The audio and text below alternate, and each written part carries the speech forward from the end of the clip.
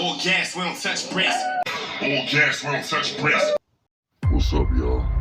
And welcome to the No Brakes All Gas podcast. And I am your host, King Blue Starseed. On this podcast, we focus on the strange and peculiar within the industry and around the world. With that being said, I'm not gonna hold you. We're gonna jump right into it. Today, I want to discuss someone I hold dear and close to my garbage can. The absolute first person I would love to see fall from grace. Who is this person I speak of? None other than everybody's favorite person and talk show host, Oprah Winfrey. My disdain for Oprah goes back a long way. Way back in the Chicago days. And her total disregard for the black community. There's been so many times where she could have stepped up for us, but instead she chose to go the opposite direction. We needed schools that were safer for children to go to that within their communities. We needed computers and textbooks within those schools to help us raise our education level in order to compete. And I believe if she would have stepped up then, we wouldn't be in the position that we are in now as far as our school systems. Instead, she chose to send her funds overseas to Africa, where she built a school for young girls. It's reported that she spent $41 million of her own money building this school. And she went on to say, to add insult to injury, that Chicago children are not deserving or ungrateful of anything given to them. Let us check on the progress of that all-girls African school, shall we? At her South African Leadership Academy boarding school for girls in 2007, it sounded like a good idea. At first, founded with over $40 million of her own money, Oprah stated the school was inspired by her own disadvantaged childhood. She was looking forward to providing education and leadership opportunities to gifted girls in grades 8 through 12. Less than a year later, 6 of the 152 students who had been personally selected by Oprah to attend the institution came forward to accuse the school's dorm matron of inappropriate behavior, including physical abuse. She was later cleared of charges. 2 years later, 7 students were suspended for engaging in inappropriate acts with each other and for sexually harassing a classmate. And then in 2011, a body of a newborn was found in one of the students' bags. Parents of students complained of not having enough access to their children, and they compared the school's restrictions on visits, phone calls, and email contact to prison rules. Apparently, the parents were only permitted to see their children during a 2-hour visit once per month. Oprah reportedly spoke to concerned parents, but had no desire to change the structure of the visitation schedule. Nah, that's not peculiar or strange at all. At this point, there's no doubt that Oprah will continue to court controversy and secure the bag while doing so. Now, I hate to jump to conclusions or anything like that, but if you ask me, it sounds like it was some other things going on in that school. And even furthermore, granted, it might be a little gang violence going on in our schools in Chicago, but as far as that extra they were speaking of going on in that African school, it sounds like to me that they were being groomed for something in that school. As unsavory as it sounds, I just don't put anything past Oprah. And I'm not the only one. There was always one person that told us how she felt about Oprah from the jump. Not only was she a legendary comedian, but she was one of the realest white women to ever grace a microphone. Who's this person I'm speaking of? Well, you know it had to be the one and only. 1985 appearance on The Tonight Show, the late Joan Rivers criticized Oprah for her weight gain. If you went into beauty contest, they tell me you're a beauty contest winner. Yeah, I'm the 50 pounds. Yo, that was a trigger. You see that look? Ago or something. So how'd you gain the weight? Got her again. She like this bitch. I ate a lot. Pretty girl and you're single, you must lose the weight. I'm going to. Although Oprah laughed it off, it rubbed her the wrong way. She and Joan were never cool after that, and the feeling was apparently mutual. In 2010, Joan's close friend told the National Enquirer that Oprah was at the top of Joan's hate list. The friend said Joan thought Oprah was the biggest phony in the world. She also called her cold, and despite her persona of being caring and giving, Joan was convinced Oprah only cared about herself.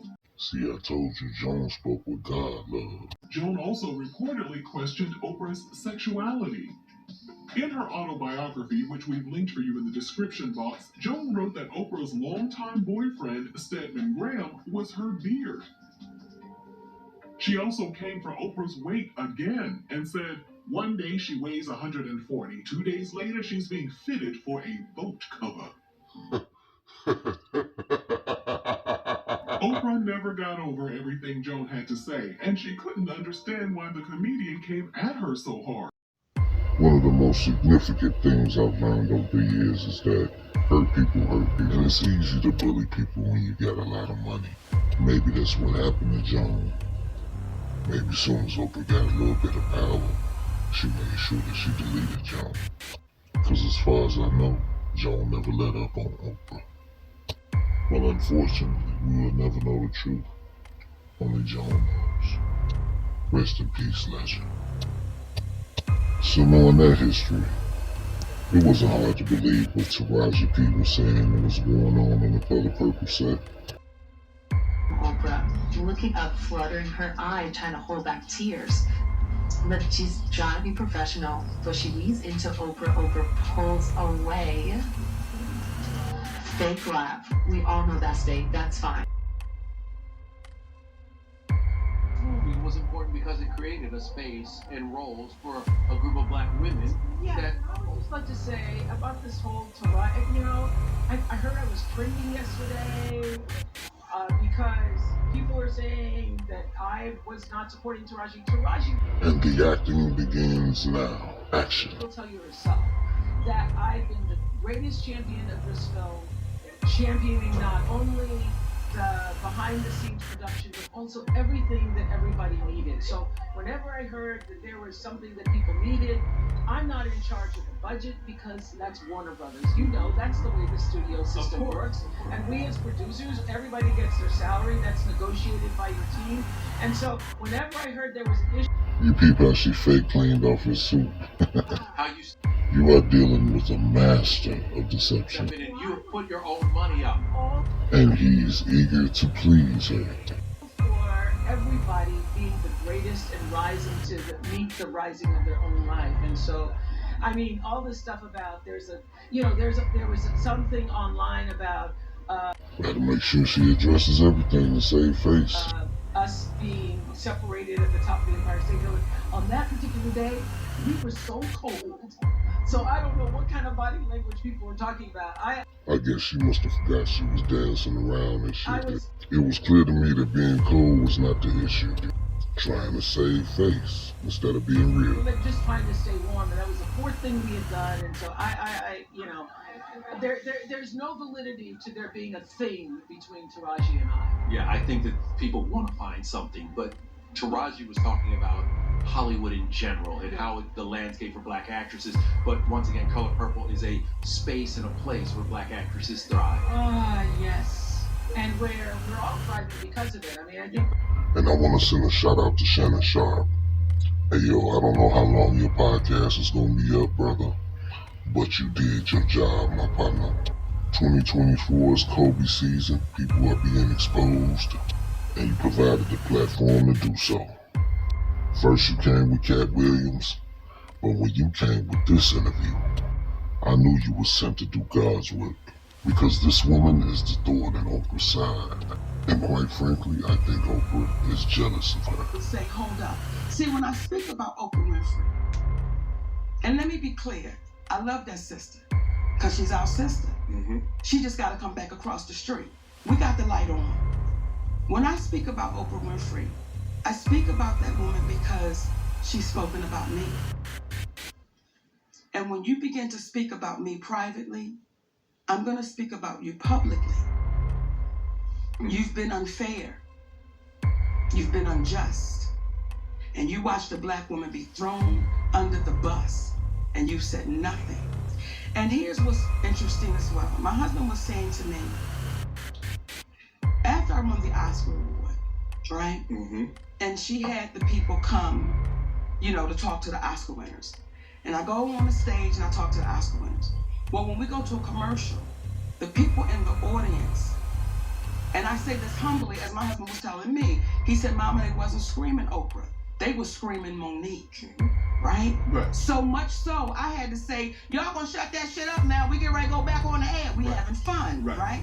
He said, but I watched Oprah. He said, and I watched her almost turn in her seat like they screaming her name.